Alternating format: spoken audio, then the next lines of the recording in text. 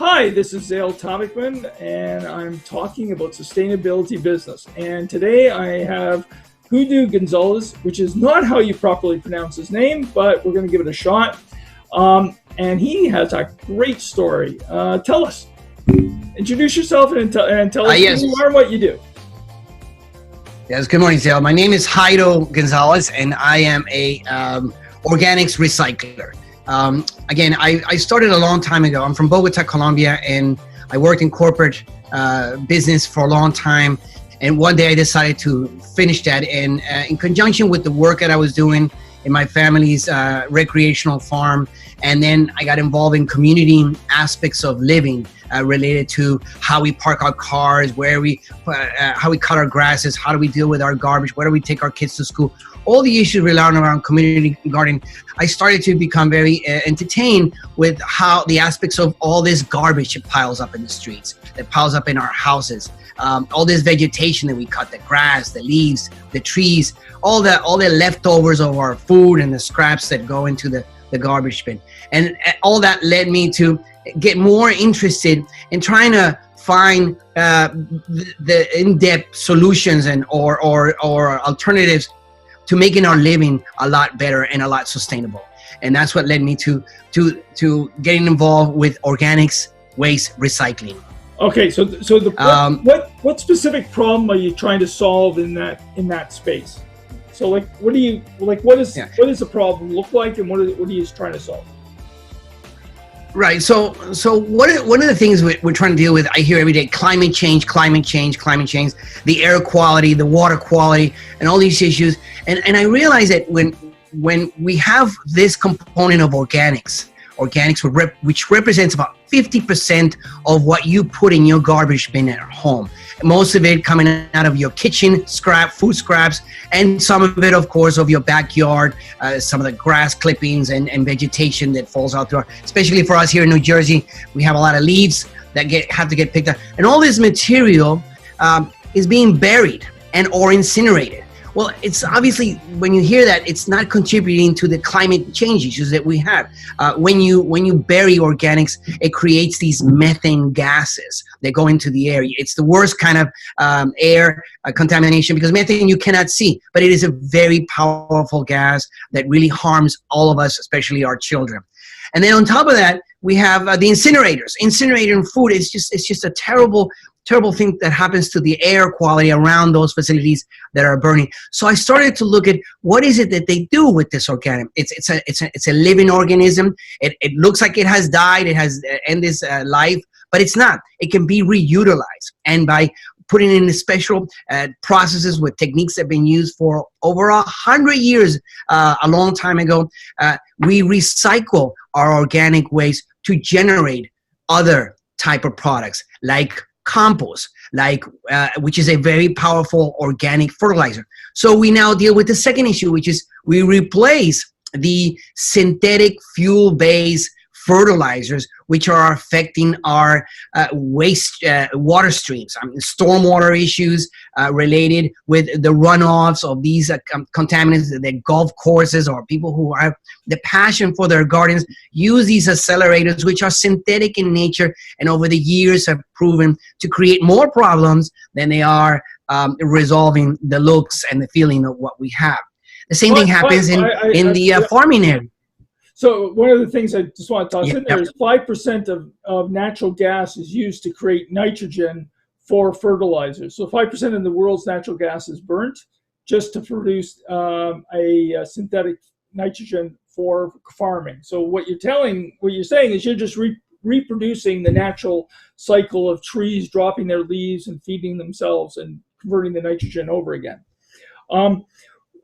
So tell me a little bit about what you're actually doing, like very in kind of detail. Imagine you're talking to my friend Susie, the impact investor, and she's non-technical, and she just wants to help the world, and she wants to write you a check for $500 million. So what are you going to do? How are you solving this problem? Yeah, so they're different. One of the areas is the urban activity. So we're resolving the climate issue, but most importantly, we're dealing with soil rehabilitation. As I was pointing out, these synthetic fertilizers have a lifespan of these agriculture activities. What are you doing? What are you doing specifically? Yeah. So we're creating a platform of both education and where we can demonstrate and teach people how to either do backyard organic waste recycling or community organic waste recycling or municipality type organic waste recycling, and using this renewable material of organic waste, we're creating another type of product to resolve issues around food security. Because when you're using organic compost, you can insert it back into the land, and this organic matter rehabilitates our depleted soils and farming activities and community garden activities for urban agriculture, which is a major push right now to bring to areas of what they call desert food areas or social injustice areas where they cannot buy a head of lettuce because they have to travel 2-3 miles, but through community gardens and providing this organic waste, you bring in the circular economy of using your own waste to create other types of life, in this case, food security, to provide to all of us across the board a type of a food that is rich in nutrients because it brings a different characteristic as those organics, those farming that are done with non-organic versus the organic food. It really is richer in nutrients, a piece of carrot versus a carrot that is so we bring in the agriculture component, we bring the climate change because we're mitigating, and then there's another component called the infrastructure. We're running out of time, so tell me what, I have a great question at the end, so I want to just quickly tell me what success looks like to you. When you're very successful and you take Susie's check, what will happen?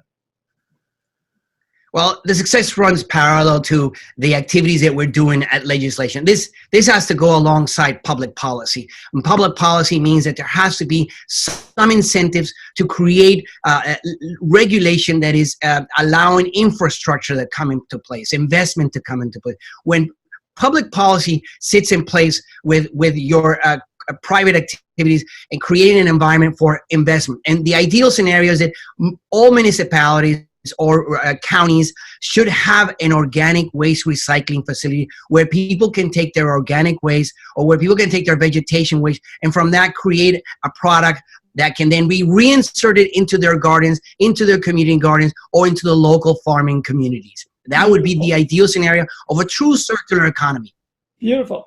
Now I have one. So my last question is, I live in Toronto, and Toronto has a thing called a green bin thing where we separate our garbage. We actually have, we in everybody's home, you separate into 3 buckets. One is for garbage, one is for recycling, and one is for green bin. So we call it a big green bin thing, and we have this whole thing with raccoons and the city, but they solved that problem. They created these green bins that the raccoons aren't smart enough to open. Every house has one of these. Is this the kind of stuff that you're talking about? And who else is edge with it?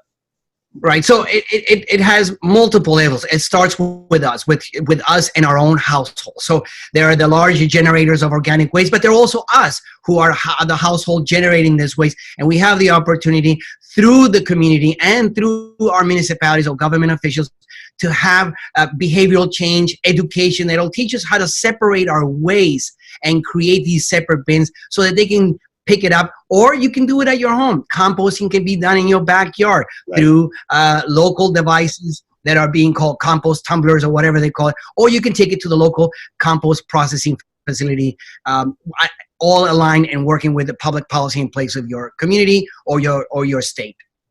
Great. I'm sorry for massacring your name. That's just bad on my part. I apologize for that. Thank you very much. This is great. You're so enthusiastic. You're so exciting. And people can connect up with you on LinkedIn, and we'll put your in the notes. We'll put a link to your organization, and everything will be great. Thank you very much for your time today. All right. Thank you, Zale, very much, and nice to meet you. Have a great day. Okay. Bye bye.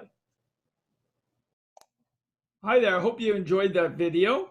I'd like you to leave a suggestion down there, how I can improve. Be nice, be kind, because I'm a very sensitive individual. And I'd like you to subscribe over there, please. And if you want to see more videos on the same topic, it's over here. Great. Thank you. Take care. Bye.